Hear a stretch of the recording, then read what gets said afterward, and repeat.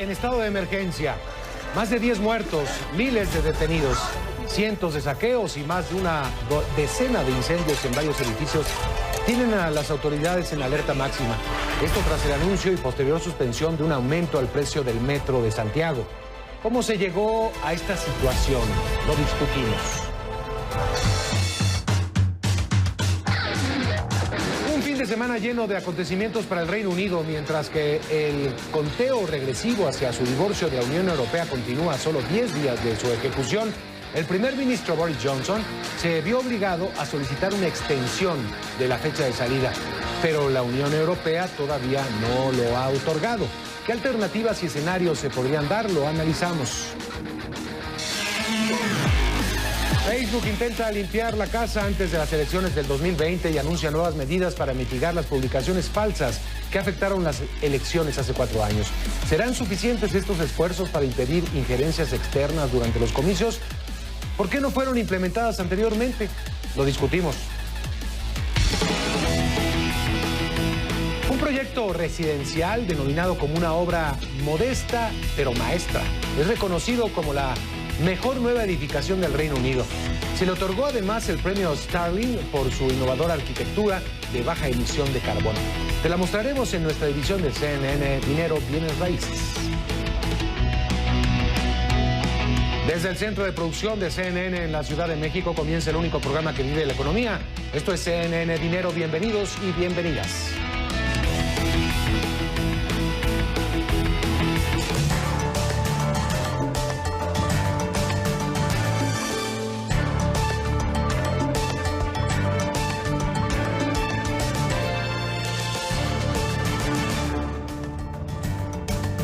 Hola, bienvenidos, bienvenidas a todos a esta nueva edición de CNN Dinero. Les saluda Mario González de la Ciudad de México, hoy con mi compañero Xavier Serviá. Si les parece, comenzamos.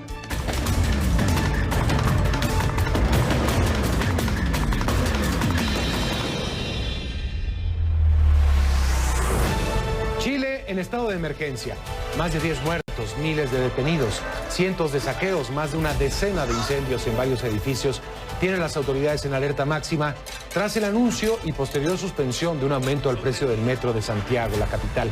¿Cómo se llegó a esta situación, a esta crisis? Lo discutimos.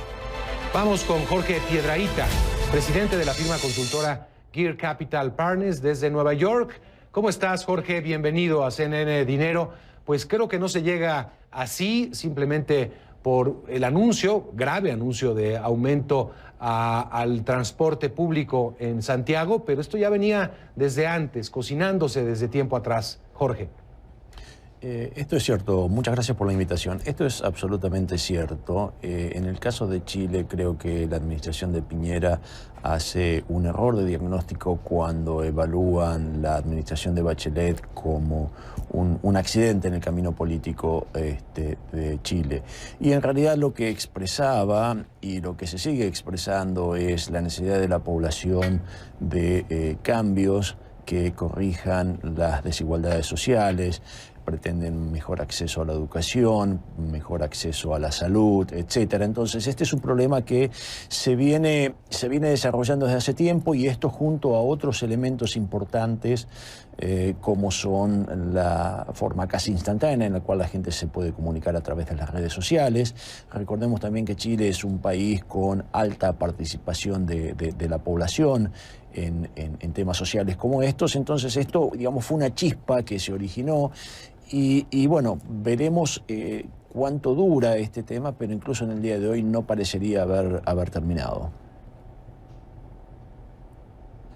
¿Es comparable a lo que vimos hace un par de semanas en el Ecuador, Jorge? Una naturaleza más o menos similar que afecta al bolsillo de los ecuatorianos en el transporte, en uno de los casos por las gasolinas, el retiro del subsidio, en este caso por el aumento a las tarifas. Yo creo que son situaciones diferentes en cuanto a los protagonistas. En el caso de Ecuador tenemos a las poblaciones indígenas y algunos sectores de izquierda. En el caso de Chile tenemos a los estudiantes iniciando este proceso y luego otros grupos sumándose. En el caso de la SUBA en Ecuador fue sustancial, en algunos casos de más del 100%, este fue solo un 3% de incremento a las tarifas de transporte. Con lo cual, digamos, creo que hay elementos muy diferentes, pero sí expresan esta necesidad de las poblaciones de aspirar o tener necesidades aspiracionales en su vida en la medida en que ven que la situación económica del país mejora. Y en esto entonces vamos a un tema que creo que es muy importante, que es la distribución del ingreso y los diferenciales entre las clases y la movilidad social. En el caso de Chile, el coeficiente Gini, que mide en cierta forma esto, es relativamente elevado comparado con otros países en la región. Es más elevado que Perú, que Argentina, que Uruguay, etc. Entonces esto nos indica un problema. Es un problema regional, estamos frente a una recesión global que tiene sus afectaciones obviamente en nuestra región, pero Chile pues es una de las economías que mejor se comporta de toda Sudamérica y del continente, de hecho. Eso es cierto y digamos, de alguna forma la gente ha creído que Chile se graduó de la categoría de mercados emergentes. Tal vez este evento nos recuerda que esa graduación no ha sido completa en estos momentos. Tú mencionas algo que es importante y uno de los temas en las reuniones del Fondo Monetario la semana pasada, que es la desaceleración de las economías y una cierta sincronicidad en dicha desaceleración económica que claramente va a tener un impacto en Chile. Pero en Chile los números, que históricamente han sido mejores que el resto de los países en la región, dan un promedio y no necesariamente un promedio que le llegue a todo el tejido social del país.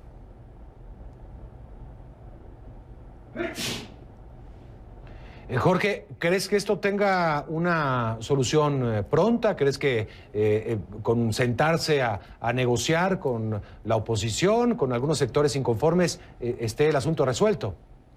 Bueno, yo creo que el diálogo siempre es la mejor solución, pero no creo que haya una solución mágica o rápida. Creo que el problema es bastante profundo. Y creo que el presidente ha cometido un gran error al permitir que los carabineros y las Fuerzas Armadas salgan a reprimir. De hecho, esa represión ha sido bastante violenta. Parte de esa infraestructura de represión que dejó Pinochet nunca se terminó de desmantelar, y esto en cierta manera no solo asusta al pueblo chileno, pero también hace que su reacción sea con mayor convicción y en cierta manera más violenta. Esto no significa que vamos a justificar a quienes están demostrando, porque claramente ha habido excesos de ambos lados. Nada justifica la violación a la propiedad privada, como se ha hecho, los saqueos, etcétera. Pero claramente en estas situaciones siempre hay grupos de criminales que se suman al lío generalizado. Por supuesto, muy interesante tu punto de vista, Jorge. Jorge Piedrahita, presidente de la firma consultora Gear Capital Partners desde Nueva York. Gracias, Jorge, por estar con nosotros. Vamos a hacer una pausa y cuando regresemos a CNN Dinero, un fin de semana lleno de acontecimientos para el Reino Unido, mientras que el conteo regresivo hacia su divorcio con la Unión Europea continúa a solo 10 días de su ejecución. El primer ministro Boris Johnson se ve obligado a solicitar una nueva extensión de la fecha de salida, pero la Unión Europea todavía no responde. ¿Qué alternativas y escenarios se están dando? Lo vamos a analizar con María Lorca Susino, profesora de Economía de la Universidad de Miami, al volver aquí a CNN Dinero.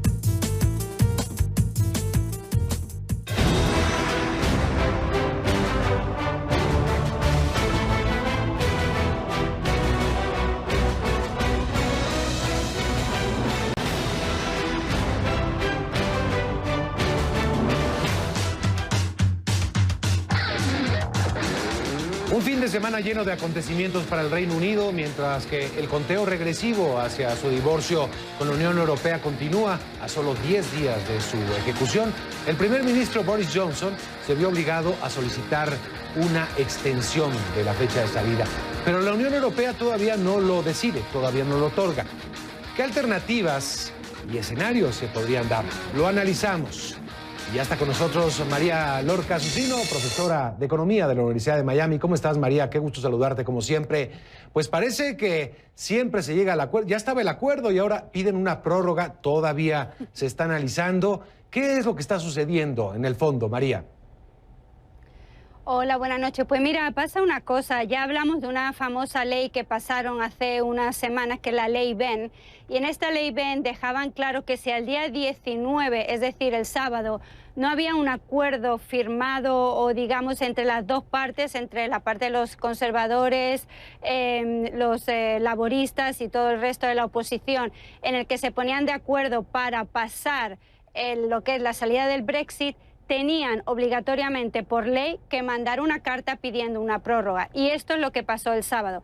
El señor Boris Johnson iba a presentar la moción para firmar o para votar si estaban de acuerdo con lo que él había presentado en Bruselas, pero se le adelantaron y metieron la ley Benn. Entonces, bueno, la ha tenido que echar para atrás y parece ser que lo que es el acuerdo de salida se va a firmar mañana si no hay más demoras. Y también podría agotarse la paciencia de los negociadores de la Unión Europea. Bueno, sí, porque es muy curioso, claro, como la ley Benn obliga al señor Boris Johnson a mandar esta carta, pues nada más y nada menos que se han mandado tres. La primera carta pidiendo la prórroga, que no fue firmada por el señor Boris Johnson, lo cual está siendo analizado si mandar una carta oficial del gobierno a la Unión Europea pidiendo una prórroga sin la firma, bueno, pues puede ser constitutivo de algún tipo de delito en contra de lo que serían, bueno, sus funciones oficiales, ¿no? Después mandó una segunda carta en la que pedía la prórroga, pero decía que, bueno, que él pedía la prórroga, pero que sería un error si la Unión Europea se la concedía. ¿Qué pasa? Que si la Unión Europea se la concede la prórroga, bueno, pues son 3 meses y aquí seguiremos dándole patadas a la lata hasta el final del camino. Si no se la conceden, bueno, pues creo que estaríamos quizás un poquito más cerca de que, bueno, de que el tema del Brexit rompa por algún lado. O sea, hasta el día de hoy no podemos decir que al final de este mes llegará ya la separación del Reino Unido con la Unión Europea. Todavía no lo podemos asegurar. No, si la Unión Europea, que también están de salida, porque casi recuerda que ha habido elecciones y que todos los que están ahora en las cúpulas de poder de los presidentes y todo esto, bueno, pues están por salir, tiene que venir, digamos, un nuevo grupo de personas. Entonces, claro, pues el nivel de presión también o de la negativa a la extensión que pueda dar la Unión Europea, pues hombre, también está un poco en tela de juicio, porque a lo mejor no, ya están cansados, se quieren ir, vienen unas nuevas personas y bueno, vamos a ver qué pasa. Lo que está claro es que los laboristas y la oposición, ellos quieren elecciones generales y quieren también un nuevo referéndum. Así que bueno, yo creo que esto todavía pues realmente no ha terminado. ¿Está todavía en juego? O sea, ¿podría suceder que se extienda una prórroga y que todavía esté en juego, digamos, la posibilidad de un nuevo referéndum, María? Pues hombre, si dan la prórroga que se había pedido, normalmente cuando se pide la prórroga son para 3 meses, ¿no? Bueno, pues si te dan la prórroga tienes otros 3 meses. Imagínate, en 3 meses le puedes hacer una moción de censura al señor Boris Johnson. En 3 meses esa moción de censura puede prosperar y pueden llamar a elecciones y se puede hacer un nuevo referéndum. Pues que al paso que los británicos entienden la política es muy rápida. Creo que una de las cosas más importantes del Brexit es que el Reino Unido nos está dando una lección de lo que es la lucha entre la política, el Estado de Derecho y la democracia, que creo que tendríamos que estar realmente poniendo atención a lo que está pasando. Sí, por supuesto, digo, eso sin lugar a dudas. ¿Crees que los mercados, los mercados a nivel global ya descontaron todo lo que pueda suceder o podría haber alguna sorpresa aún? Pues mira, yo creo que está de infarto, porque un día dicen una cosa, otro día dicen la contraria, en el mismo día van a votar, pero quitan la votación. Yo creo que ya lo que estamos viendo es un hartazgo, y yo creo que ya esto es que no le beneficia a nadie, ni le beneficia al Reino Unido no tomar una decisión y tenernos a todos en vilo, ni tampoco le beneficia a la Unión Europea, porque como te digo, la Unión Europea empieza un nuevo ciclo, han votado unos nuevos presupuestos, tienen una nueva cúpula, ha habido unas elecciones. Yo creo que cada uno ya quiere decir, ok, o cada uno por su lado, o nos juntamos y continuamos juntos, pero ya tienen que tomar una decisión, porque esto ya está debilitando a ambas partes, tanto al Reino Unido como a la Unión Europea. Así ya esto no se puede seguir. Por supuesto. María, te agradezco como siempre mucho estar aquí en CNN Dinero. María Lorca Susino, profesora de Economía de la Universidad de Miami. Pausa, y cuando regresemos a CNN Dinero, Facebook intenta limpiar la casa antes de las elecciones de 2020 y anuncia nuevas medidas para mitigar las publicaciones falsas que afectaron las elecciones hace 4 años. ¿Serán suficientes estos esfuerzos para impedir injerencias externas durante los comicios? ¿Por qué no fueron implementadas antes? Lo vamos a discutir enseguida con Carlos Parra, profesor del Departamento de Sistemas de Información y Analítica de Negocios de la Universidad Internacional de Florida, al volver aquí a CNN Dinero.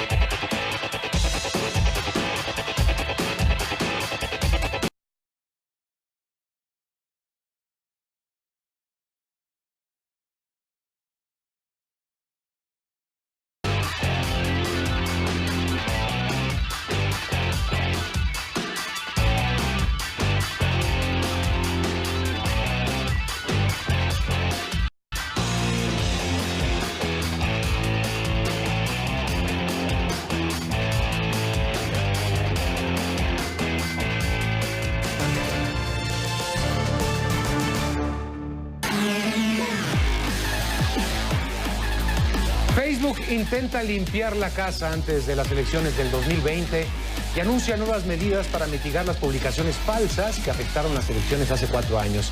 ¿Serán suficientes estos esfuerzos para impedir la injerencia externa durante los comicios? ¿Y por qué no se implementaron antes? Lo vamos a discutir enseguida. Vamos con Carlos Parra, profesor del Departamento de Sistemas de Información y Analítica de Negocios de la Universidad Internacional de la Florida. ¿Cómo estás? Gracias por estar con nosotros. Bienvenido, Carlos. Ya se han anunciado algunas acciones, tanto de Facebook como de sus plataformas Instagram, de cuentas falsas que pudiesen afectar de alguna manera o incidir en las preferencias electorales. Se está ya actuando al respecto. ¿Podrá funcionar esto, Carlos? Mario, un gusto estar en tu programa y felicitaciones a CNN Dinero por seguir explorando este tema tan importante que tocábamos en marzo con Rafael alrededor de cuál es la línea que separa el contenido disociador y la libertad de expresión, y después con Javier lo discutíamos en términos de si había que regular o quebrar un monopolio, y lo siguen explorando y por favor no lo dejen. La pregunta que haces es súper importante y hay que mirar en el contexto de cuál es la diferencia de estas plataformas sociales con servicios públicos como la radio y la televisión. Y es que lo que pasa es que en las redes sociales el contenido viral se multiplica gracias a la emoción, al contenido emotivo que genera y porque lo comparten amigos. El emisor de la información son amigos y familiares. En cambio, en la televisión y en la radio son profesionales, reporteros que revisan el contenido editorial, tienen unas normas que lo regulan. En las redes sociales no pasa eso. Y el contenido emotivo justamente es lo que genera credibilidad. La institucionalización de la información que se está compartiendo viene de confirmar un prejuicio que me hace reír o me hace llorar, y entonces lo multiplico y lo comparto con más personas. Eso no pasa en la radio y en la televisión, y eso es lo que le da un carácter diferente a las redes sociales. Entonces, volviendo al tema de la línea entre la libertad de expresión y el contenido desafiador, la persona que dibuja esa línea, yo no entiendo en qué momento le dimos la autoridad a Facebook de que ellos son los que tienen que hacer esa tarea. Y entonces ahora resulta que ellos definen que van a dejar que los políticos digan mentiras y van a dejar difundir ese contenido, a menos que incite a la violencia o haya supresión de votos. Y entonces ya comenzaron ellos a definir, a hacer público los criterios de manipulación, pero hacerlo público no significa que sean menos manipuladores. Por supuesto. Ahora, en el asunto de las redes sociales y lo que está comprobado en cómo participa Facebook y otras plataformas también, redes sociales, es que venden información, permiten el acceso. No es que ellos estén gestando esta información falsa o presumiblemente falsa, es que ellos, al tener esta información de sus clientes, de sus suscriptores, la dan a un tercero y siempre habrá un Cambridge Analytica, tal vez no con ese nombre, pero siempre habrá un mercado que esté interesado en comprar este tipo de información. Pues justamente lo que comentábamos en términos de regulación es que dado la viralidad y la credibilidad, te doy un ejemplo, yo veo CNN porque creo en el contenido editorial y porque tengo confianza, porque los repertorios se separan emocionalmente de la noticia que están dando. Ahora, las personas que creen la noticia en Facebook, algo que leen en Facebook, que es porque lo compartió un amigo, lo compartió un familiar, y porque los hizo reír, y porque los hizo llorar, por las entrañas, por la intuición y la conexión emocional que genera ese contenido. Entonces es mucho más delicado, es un juego en el que Facebook tiene que tener mucho cuidado cuando comienza a dibujar esa línea, porque es muy fácil nosotros ahora decir, bueno, ¿y por qué no lo hizo en el 2016? ¿Y cómo sería el mundo si Facebook hubiera hecho esto en el 2016? No tendríamos la volatilidad de la libra esterlina por el Brexit, como lo estabas comentando en la sección anterior. No nos estaríamos yendo de Siria, no habría tanta volatilidad en el Medio Oriente.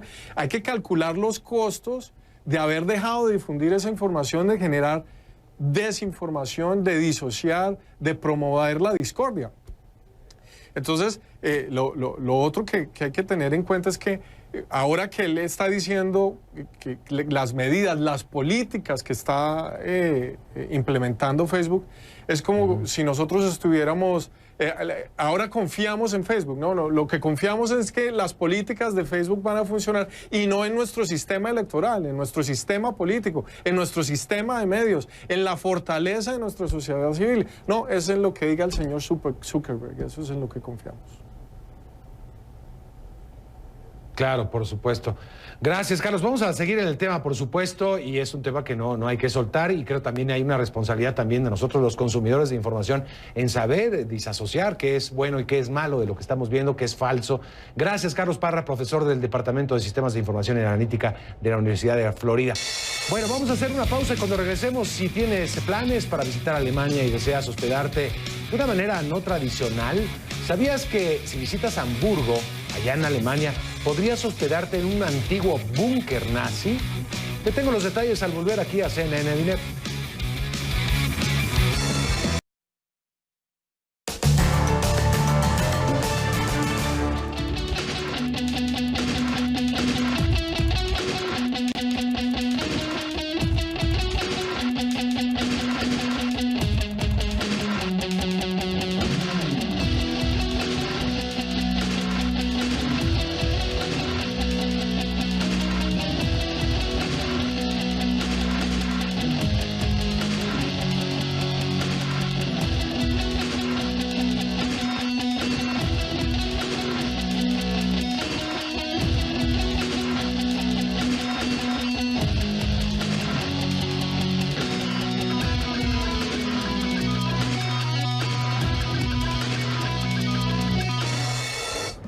¿Sabías que si visitas Hamburgo, allá en Alemania, podrías hospedarte en un antiguo búnker nazi? A ver, les cuento.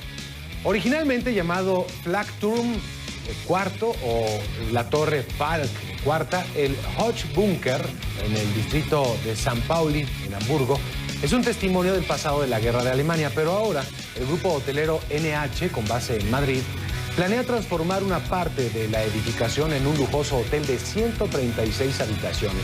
Se construyó en 1942 en tan solo 300 días y desde que los nazis fueron derrotados 3 años después, terminando la Segunda Guerra Mundial, este búnker ha estado en constante uso. Primero se alojó a los civiles durante la crisis de la vivienda de la posguerra alemana. Más tarde fue utilizado por una estación de televisión y otras empresas, incluidas discotecas. Frank Schulz, portavoz del búnker San Pauli, dijo que la cadena hotelera será un inquilino más, pero que espera que se convierta en un oasis para la ciudad, porque el hotel incluirá un espléndido jardín en la azotea, abierto al público en general, pero además un monumento a las víctimas del régimen nazi y de la Segunda Guerra Mundial. Ahora bien, ¿qué tipo de turistas se hospedarían ahí? No está claro todavía, pero es posible que aprovechen la tendencia creciente del llamado turismo oscuro. Es decir, aquellos viajeros que buscan visitar sitios donde se conmemora el sufrimiento, donde ha habido muertes como campos de concentración, de batalla, prisiones, cementerios y otros lugares así. El hospedaje costará unos $110, no es mucho, es un precio, digamos, promedio, $110 la noche, por supuesto, y abrirá al público a mediados de 2021. ¿Te quedarías ahí en este búnker? Estos son los breves económicos de CNN Dinero. Una segunda oportunidad para muchos. JP Morgan cree en las segundas oportunidades. Por eso anunció que contratará a personas con antecedentes criminales y eliminará la pregunta en el proceso de reclutamiento. Según el banco, Estados Unidos pierde entre 78.000 y 87.000 millones de dólares de Producto Interno Bruto al excluir del mercado laboral a quienes tienen algún pasado con la justicia. El presidente ejecutivo de la compañía, Jamie Dimon, considera negativo para los negocios el hecho de que alguien no pueda ni siquiera empezar a competir por un trabajo. 4 padres del escándalo de admisiones fraudulentas a prestigiosas universidades de Estados Unidos cambiaron de parecer. Inicialmente declararon que lucharían en contra de los cargos que le han sido impuestos, pero posteriormente decidieron declararse culpables. La decisión es anunciada luego de que los fiscales que llevan la causa advirtieron que añadirían acusaciones a los expedientes de quienes se habían declarado inocentes. 2 meses antes de lo planificado, la cadena de restaurantes Dunkin' lanzará en el mercado estadounidense su sándwich de sustituto de carne para el desayuno. Ya en julio había hecho la primera prueba con el sustituto de salchichas en Nueva York y asegura que la respuesta excedió sus expectativas. Estaba previsto que el nuevo producto saliera en enero del 2020, pero se empezará a vender el 6 de noviembre de este año. Según estimaciones de Barclays, el mercado de carne alternativa alcanzará $140.000 millones en ventas en la próxima década. La compañía Hudson Bay, propietaria de las tiendas Saks Fifth Avenue, anunció que dejaría de cotizar en la bolsa. La empresa canadiense comprará el 43% de las acciones que aún no le pertenecen a $7,86 por acción, lo que significa un incremento del 9% en el precio que había ofrecido en junio. Aún falta que los reguladores de Canadá le den el visto bueno a la decisión a finales de año. Estas son otras breves económicas de CNN Dinero.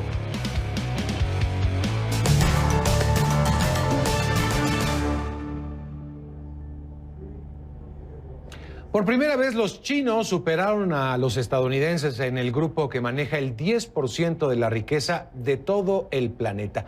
Según un estudio de Credit Suisse, hay 100 millones de personas del país asiático que se encuentran entre quienes tienen mayor poder adquisitivo en todo el mundo contra 99 millones de personas del país norteamericano.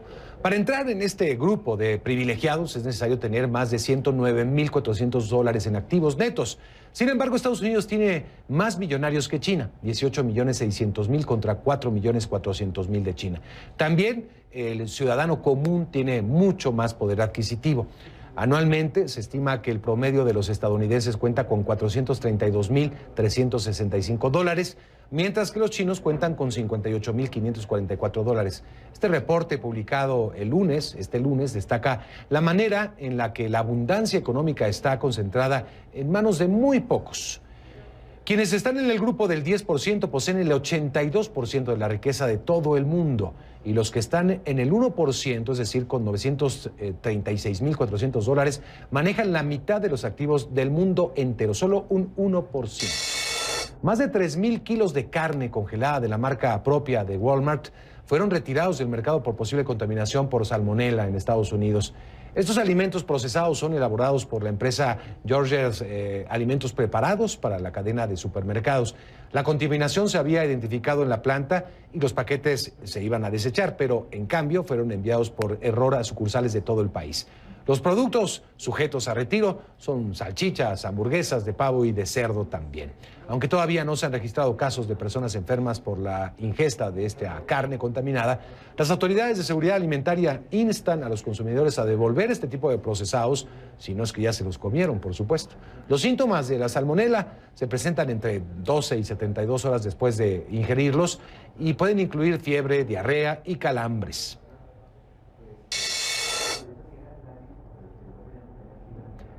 ¿Ha escuchado usted acerca del nomofobia? Nomofobia viene adaptado del inglés por sus siglas No Mobile Phone, fobia. Se trata de la dependencia al teléfono móvil, pero llevado al extremo. Es un trastorno de ansiedad sin el aparato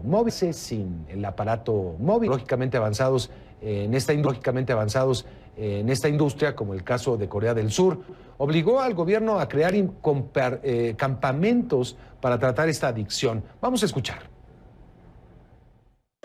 Eran las 4 de la mañana cuando Yu Chae-rin se dio cuenta de que llevaba 13 horas pegada a su teléfono inteligente. Entonces, la joven de 16 años decidió que necesitaba ayuda. Yu fue a un campamento de verano singular. Es un campamento para los jóvenes adictos a los teléfonos inteligentes, uno de 16 campamentos patrocinados por el gobierno de Corea del Sur. Estas niñas pasan 12 días sin acceso a sus teléfonos. 맨 처음에는 그냥 심심해서 시작했던 게 이게 이유가 없어도 계속하게 되니까. Estas jóvenes asisten a sesiones de terapia individual, grupal y familiar y participan de actividades alternativas que pueden reemplazar la obsesión con sus teléfonos celulares. También hay programas para educar a los padres. 저희 그 캠프에 참석한 첫날부터는 정말 아이들이 죽을 상입니다. 다시 집에 돌아가고 싶다, 정말 싫다, 내가 왜 여기 와 있느냐 이런 얘기들을 많이 하면서 집에 보내. En 2018, el 98% de los adolescentes de Corea del Sur usaban teléfonos inteligentes. Casi el 30% dependían en exceso de ellos, según cifras gubernamentales. 그리고 또 그것으로 인해서 게임에 몰입되거나 또 공격한다거나 또 사이버 어떤 그런 폭력이나 또 여러 가지 부모님하고의 실질적으로 El padre de Yu estaba cada vez más preocupado por ella. Le impuso un límite de tiempo de 2 horas por día en su teléfono. No sabía qué estaba mirando, si veía YouTube o jugaba. Si le hablaba, empezábamos a pelearnos. Crece la preocupación sobre el impacto que tiene sobre la salud el uso excesivo de los teléfonos celulares. Un psiquiatra dice que puede debilitar el lóbulo frontal del cerebro. Los principales síntomas de debilitamiento del lóbulo frontal son la depresión y la ansiedad, y se hace más difícil controlar los impulsos. Y la ira se debilita, la capacidad de suprimir o superar las dificultades. Un mes después de terminado el campamento, Yu dice que le ayudó. 안 한다면은 거짓말이죠. 근데 정도나 횟수가 줄어든 건 사실인 것 같아요. 캠프를 추천했는데 정말 지금. Paula Hancock, CNN, Seúl, Corea del Sur. Ya está con nosotros Camilo Egaña, con nosotros, con un adelanto de lo que tendrá en su programa dentro de unos minutitos. Camilo, ¿cómo estás? Buenas noches, Mario. Buenas noches para todos. 2 preguntas vertebran la emisión del programa esta noche. Una, ¿lo que está pasando en Chile es la revancha de la ultraizquierda o es la rebelión de los que ya están hartos de vivir en la periferia de la sociedad? La segunda pregunta, ¿López Obrador, el presidente de México, ya está a merced del cártel de Sinaloa? Con esas 2 preguntas viene el programa de hoy en 6 minutos exactamente. Buenas noches para todos. Bueno, va a estar muy bueno. Gracias, Camilo. Estamos contigo. ¿Quién gana hoy? Nickelodeon. ¿Y por qué gana Nickelodeon el día de hoy? Pues abre el parque temático más grande de todo Estados Unidos. ¿Qué pasa? El viernes 25 de octubre se va a inaugurar el universo de Nickelodeon, que será el parque temático cubierto más grande de América del Norte, en el centro comercial American Dream, en el estado de Nueva Jersey. El parque cuenta con más de 35 atracciones, montañas rusas y otras actividades. Los personajes de Nickelodeon, por supuesto, como Bob Esponja, Dora la Exploradora y las Tortugas Ninja, entre muchos otros, se podrán encontrar en este centro comercial. El boleto general tiene un precio de $39.99. El centro comercial, donde se ubicará el parque, ha estado en construcción durante 16 años. Tiene 28,000 metros cuadrados. Se va a dividir en unos 55% de espacios de entretenimiento y 45% para espacio comercial. Y como abre el parque temático, cubierto y centro comercial más grande de Estados Unidos, Nickelodeon se lleva hoy la medalla de oro de CNN Dinero. ¿Y quién pierde? ¿Quién pierde el día de hoy? Peloton. ¿Por qué? Su acción sigue cayendo. ¿Qué pasa? Peloton Interactive, que vende bicicletas fijas y clases de ciclismo por suscripción, había valorado su acción antes de llegar a la oferta pública inicial en $29. Pero cuando salió a la bolsa a finales de septiembre, terminó su primer día de cotización un 11% por debajo del valor estimado. Ahora, al menos 14 suscriptores de la oferta pública inicial de Peloton, incluidos los bancos JP Morgan, UBS y Goldman Sachs, recomendaron a los inversionistas comprar las acciones de Peloton. Sin embargo, las acciones no han dejado de caer. Por ejemplo, este lunes cayeron más de 5% y si se toma en cuenta el valor estimado inicialmente, entonces hasta ahora los valores han caído más de 23%. El año pasado, Peloton reportó pérdidas de $196 millones. La firma es una de las varias compañías que empezaron a cotizarse a pesar de no ser rentables. Otras como Uber y Smile Direct o Club también están teniendo dificultades en el mercado de valores, que parece mantenerse escéptico hasta que estas compañías puedan demostrar que son rentables y que van a ser rentables en el tiempo. Y porque la acción sigue cayendo, Peloton se lleva hoy la medalla de cartón de CNN Dinero.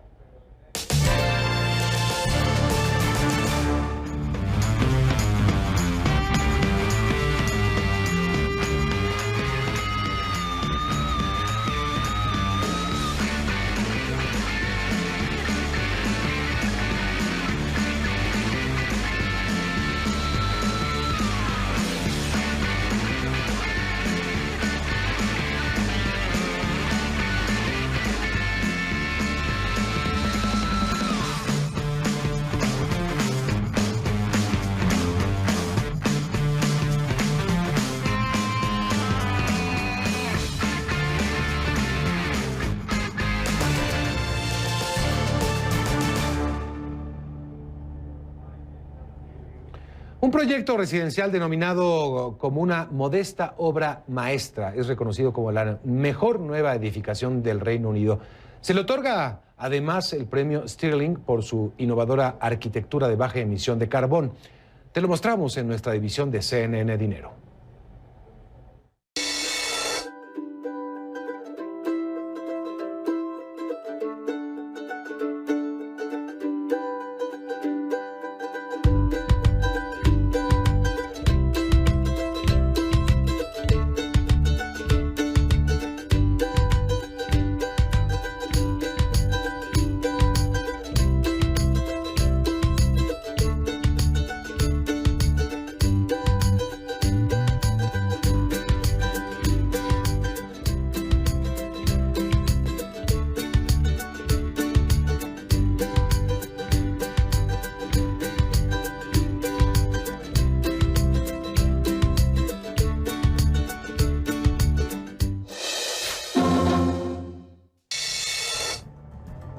Así llegamos al final de CNN Dinero. Nos vemos en la próxima edición. Ya lo saben, mañana en Perspectivas desde México. Que pase una excelente noche.